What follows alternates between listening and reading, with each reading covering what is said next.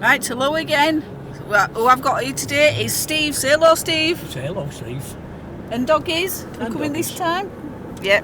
So today we're doing another little run, and this is over the road from where I live. So you've got to come down again towards the bridge, and then this time instead of going over the bridge like we did last time, we're going to do the loop round. And you love that loop, don't you, Steve? Lovely. Nice drive. Because not only is it a lovely drive, but the houses are absolutely stunning, and these are the houses that I want to live in. You'll get a nice clear view of Crooked as well. Crooked? Going up that way, yeah. Yeah, the mountain, yeah. So, I thought there was some snow there, but there's not, is it? It's just like... Yeah, but we thought we'd do it today while it's nice and sunny, because the sun has come out.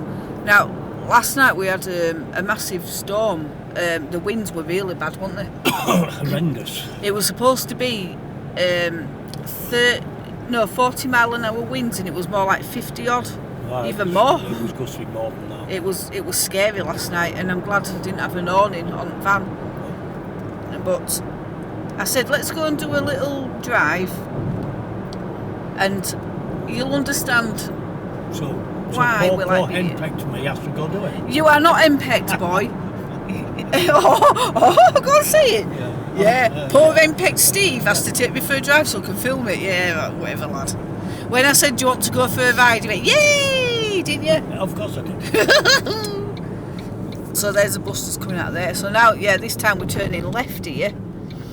And this, what area is this? North Connel. North Connel. Yeah. So you can see all those vans over there. They're all the kayakers, and they've come for the day. They go through the Falls of Laura on big spring tides, which we're on big springs at the moment. The water rushes through there at, around about 7 knots, which is really, really fast. And the kayakers love the waves going down through there, blah, blah, blah. But I love people watching, house watching. I love nosying at houses. Look at these. What I love about this, when you've come from like a council estate where all the houses are the same and they're all monotone, and then you come here and look at the view that they've got as well. You've got these beautiful, beautiful houses here. So these are apartments, them there. But then look at the view, like Steve said. Look at that. Look at what lock is that one, Steve? It's Loch Etiv. Loch Etiv. So that's their view from their window. So there's some new builds going up down here as well. So you keep seeing them dotted here and there. But Loch Etiv is round about 25 miles long. I think it's the second longest in Scotland. Oh wow! It's round about second or third, somewhere around like that. But it meanders up from Connel all the way up to Glencoe, or is it back of Glencoe? So this stretch here that we're coming, these are the council houses round by me. Ex-council. I bet most of these are bought now. But you can see there's only a few. And what I love about here is they don't have, like, on this road here, they don't have a massive council estate. They have a few council houses mixed in with millionaires. And that's what I think is better for people. Because when you put all the poor people together in a council estate, I think it makes you... Yeah, and I think it makes you feel poor as well. Whereas if you live with millionaires and you're poor, you don't... I don't know what it is, but you don't feel like... You can see that there's another side, and you can inspire people to go forward and chase. Yeah, it gives you more... I think that's a theory behind it as well, but it's... if you're living around... If you're living around rich people, it inspires you to make something of your life. And I think it works better when you mix people together like that, the rich and the poor. But I love the fact that these are all like their own unique style. Some of them are really, really old, and some of them are modern builds, but they've all built their own houses, haven't they? Is that land for sale? It is. I don't know if that's land for sale or it looks like it's land for sale. Maybe just that corner there. We'll have to see if we can afford it, Steve. Yeah, it's probably going to be 70, 80,000. 70, 80 grand, well, it was 79 grand short. Well, maybe more actually for where we are. It might be more near 125. Yeah, I mean, look at it, because look at the view you've got. Yeah, all the way up. You've got Bencrook and just up here. Look. Yeah, it's just stunning. Yeah. So you've got all this around you. It's just beautiful. So if I was going to live in a house like this, any of these around here, I would want one with a sea view and a nice garden and big windows. And some of these are like cottages around here. They're all like bungalows, aren't they? And some really nice ones. Yeah, they are. I mean, look at the view up there now. Oh, just stunning, man. Yeah, looking over at the mountains in the distance, it's just stunning. I come round here sometimes when I finish work just for chill out with dogs. It's like we just have a little drive round before we go back home and get tea and stuff. And I always come round here because it always makes me feel like excited. Beautiful. There's another for sale sign here as well. What do you think that's for? For house? Maybe that farm. Oh no, it says plots. Oh, yeah. some plot and there's some caravans down there. Oh, we'll have to look into that. Yeah. Not that we can afford them, but it's nice to look. They need to be a bit cheaper than that. A lot cheaper. I've noticed up here as well. There's a lot of white houses. So, I don't know why, because you know because it's so damp up here as well, wet.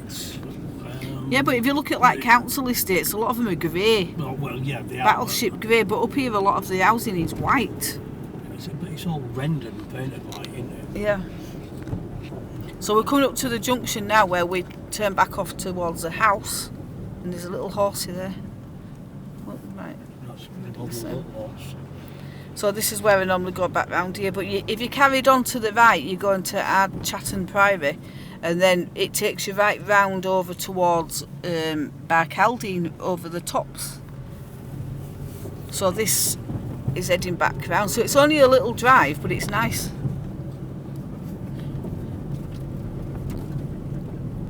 Roads are going a bit on this patch here, like. It's end of winter and it's in need of patching. You can't see them because they're hidden there behind hedging. Look at the mountains and stuff. It's just lovely. Yeah, that's, is that Ben Laura? I don't know if it is Ben Laura. It is, yeah. It's back end of Ben Laura. Alright. As you go over, it'll go over to Ben Laura. So you've got a few farms dotted here and there. It's nice and quiet. I think I've only been on this road once, and there was I think it's when there was a fire on one of the fields over at road from us, and they had to do a diversion. We had to come down here, and they did it wrong, and they sent people from the direction we're going now and the other one at the same time, and they didn't police it properly. So we all met halfway round here, and it got gridlocked. And this young lass got out of a car just down here, and she opened the gates at Field and told us to reverse back in, and she had to police it all. And it was about an hour and a half from Bridge to get home, and it's not even a 10-minute drive usually. So, but it's such a quiet road normally. But we had got a lot of strong winds last night, didn't we? And when it rains, surprised there's not more trees down. I'm not seeing any. When it rains, though, this is quite a floodplain round here as well. It is. It's like a lake further down. Yeah, so it's not a great place to build anything round here if it's flipping. I don't think I'd want land here because no, definitely not. It's like a big marshland, isn't it? If you put drainage in it, you know, take a bit of draining, like, but. But yeah, such a beautiful place. It's nice and chilled out. It's strange how all that on the left, all that land is really, really boggy and soggy. Yeah. And it's like a lake, as you know. But over on the right here, it's nowhere near as bad. Alright. I don't know why. Maybe, I don't know if there's a big drainage ditch there. Yeah. Whether that's got all to do with it, I don't know. But well, that's us round. Yep, that's us finished. So that was a very quick drive round. In fact, oh no, 18 minutes actually. That's longer than I thought.